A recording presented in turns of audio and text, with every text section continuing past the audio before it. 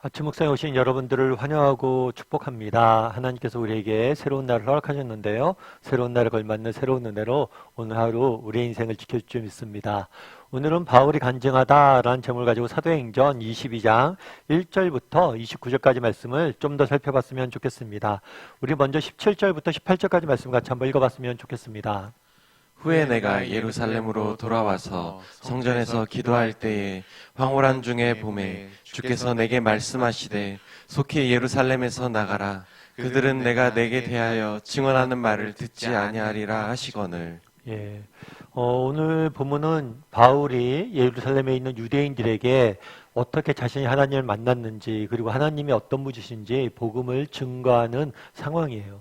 사실 그 당시 유대인들은 바울을 음해하고 거짓 음모를 꾸며서 바울을 죽이려고 했죠.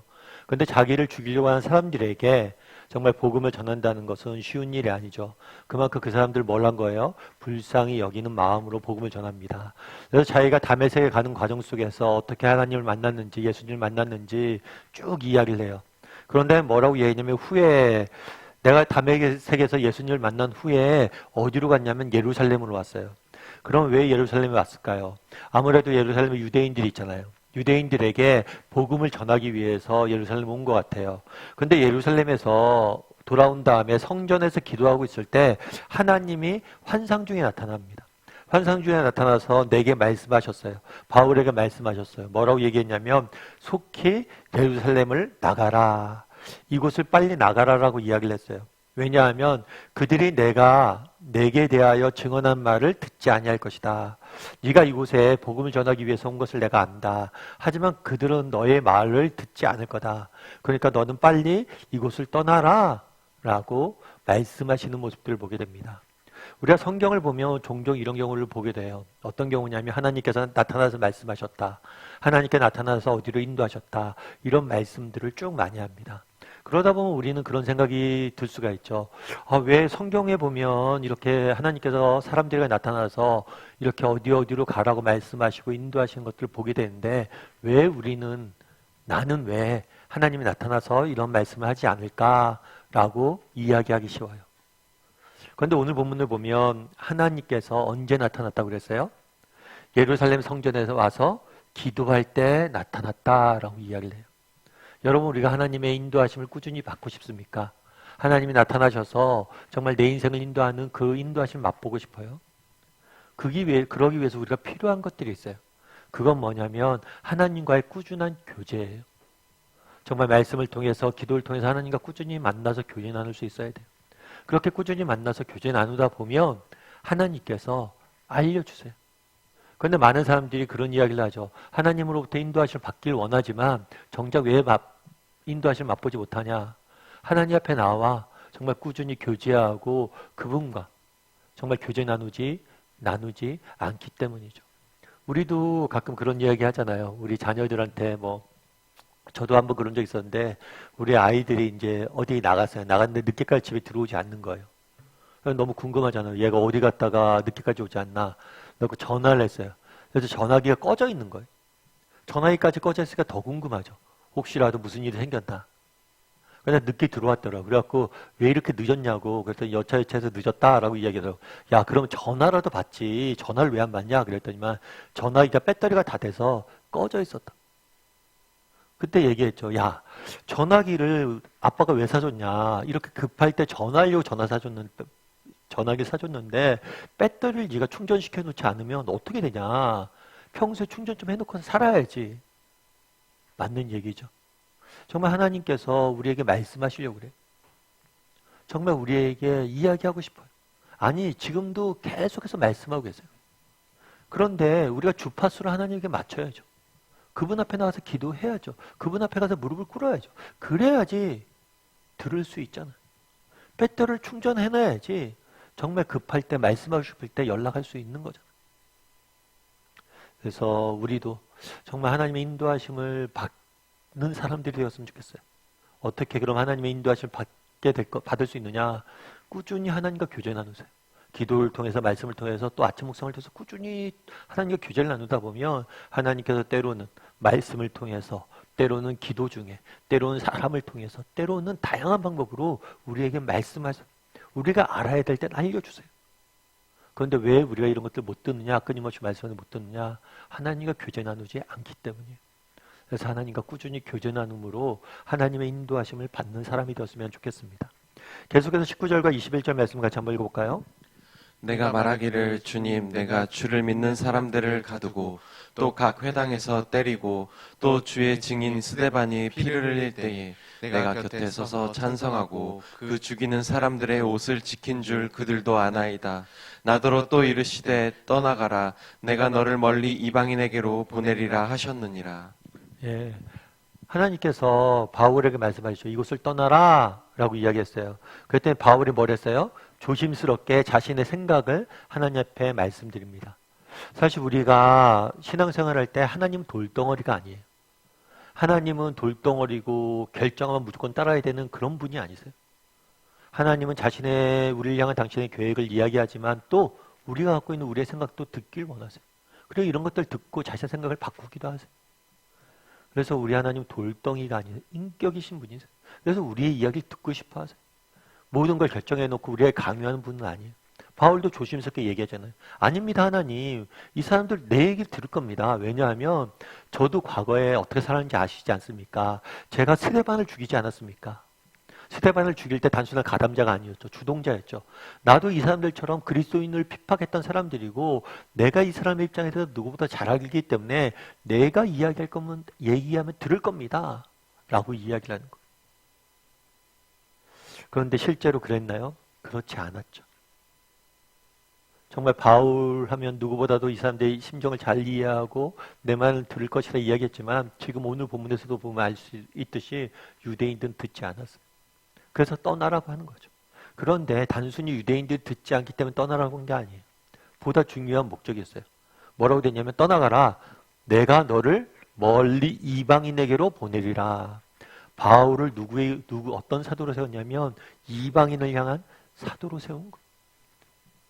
내가 너를 부른 목적이 있다는 거예요.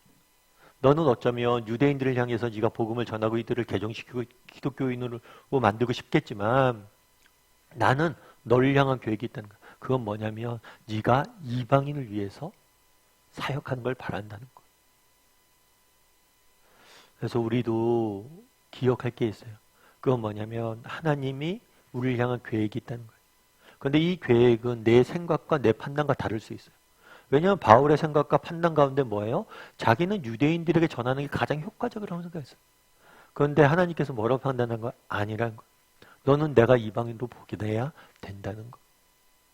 그래서 정말 이렇게 하나님 말씀에 순종해서 바울이 이제 이후에 살아가죠. 마찬가지로 우리도 기억할 것이 있어요. 첫 번째는 하나님께서 우리를 향한 계획이 있다. 그리고 또한 이 계획은 우리의 생각과 판단과 다를 수 있다는 거예요. 그럼에도 불구하고 하나님의 계획의 선하심을 믿고 우리는 걸어갈 필요가 있어요. 저도 이제 대학 청년부 때 우리가 한 번은 그런 걸 냈었어요. 뭐냐면 하나님은 땡땡땡땡이시다. 그래서 빈칸을 채워봐라. 그때 이런 게 유행이었거든요. 그래서 이런 것들 쭉 했어요. 했는데 여러 가지 이야기가 나왔죠. 그런데 우리 후배 중에 한 명이 그런 얘기를 했어요. 하나님은 예측 불허하시다. 이 이야기를 듣고 그때 청년부에서 많은 사람들이 같이 공감했어요. 맞아 막 그랬어요. 다들 느끼고 있었던 거예요. 뭐냐면 우리 하나님께서 예측 불허하시라는 거. 정말 내가 계획했던 거, 생각했던 거 뜻대로 10년 뒤에는 내 생각과 계획과 뜻대로 된 게 거의 없어요. 그런데 이상하게도 내 생각과 뜻과 계획보다는 그것이 훨씬 더 내게 유익했다고 고백하게 되는 거예요. 그래서 우리 하나님은 참 예측 불허하시다. 우리도 마찬가지입니다. 정말 우리 인생을 하나님께서 우리의 계획과 생각대로 인도하지 않을 수 있어요. 하지만 바울을 어디로 보냈어요? 이방인에게로 보냈어요. 그래서 얼마나 놀라운 열매를 맛보게 하십니까? 우리도 때로는 우리의 계획과 생각, 뜻이 정말 뜻과는 다르게 우리 인생이 전개된다 할지라도 하나님을 신뢰했으면 좋겠어요. 신뢰함으로, 정말 하나님의 선하심을 신뢰함으로 한 걸음 한 걸음 걸어가다 보면 하나님이 주시는 놀라운 열매를 맛보게 될 것입니다. 우리 함께 기도했으면 좋겠는데요. 기도하실 때 오늘 말씀 기억하면서 기도했으면 좋겠습니다. 무엇보다도 우리가 날마다 하나님과 교제를 나눠야 되겠습니다. 하나님과 깊이 교제를 나눠야 돼요. 꾸준히 교제를 나눠야 돼요. 그래야지만 하나님이 우리 가운데 말씀하시고 우리 가운데 인도하시고 우리 인생을 붙드실 수 있어요. 그래서 날마다 정말 하나님과 교제함으로 하나님의 인도하심을 받는 그런 인생이 되게 달라고 기도해 주시고, 또 기도하실 때 때로는 하나님의 계획이 우리의 계획과 다르다 할지라도 하나님의 선하심을 믿고 신뢰함으로 끝까지 믿음의 길을 걸어갈 수 있는 사람들이 되게 달라고 기도해 주시고, 또 오늘 하루 세상 속에서 살아가야 되는데 하나님께서 우리 인생을 지키시고 인도하시고 보호해 달라고 이 시간 목소리 같이 기도하도록 하겠습니다. 같이 기도하시겠습니다.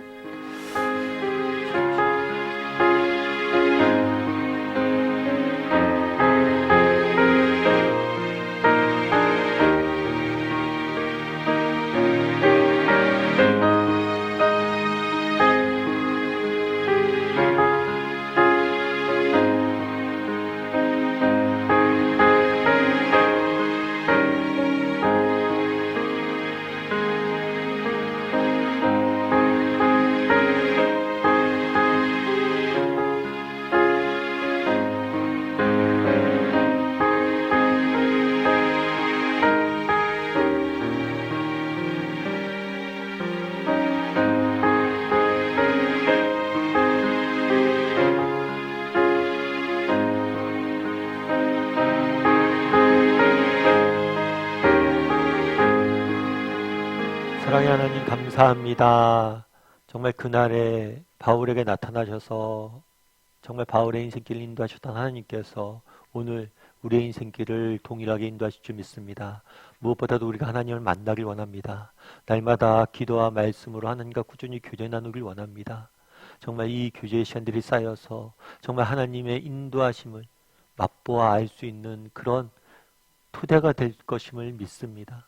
날마다 하나님께 기도하고 말씀 나눔으로 비록 지금 그런 것들이 정말 당장 특별한 변화가 안 일어난다 할지라도 이것들이 쌓여서 우리 가운데 하나님의 역사를 맛보게 됨을 믿고 날마다 하나님과 나아가 교제 나눌 줄 아는 우리 모두가 될 수 있도록 주의 은혜를 더하여 주시옵소서. 때로는 우리의 생각과 판단과 다른 길로 하나님께서 우리의 인생을 인도하실 때가 있습니다. 그럴 때라도 정말 하나님의 선하심을 신뢰하게 도와주시옵소서.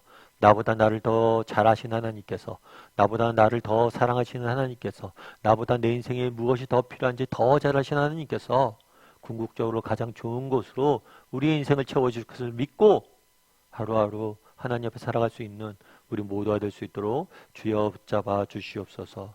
오늘 하루 또 세상 속에 살아가야 됩니다. 하나님이 지켜주셔야 되겠습니다. 하나님이 인도해 주셔야 되겠습니다. 하나님 우리와 동행하여 주시고 하나님이 주시는 정말 말로 다 할 수 없는 은혜를 맛볼 수 있는 오늘 하루 될 수 있도록 주여 붙잡아 주시옵소서.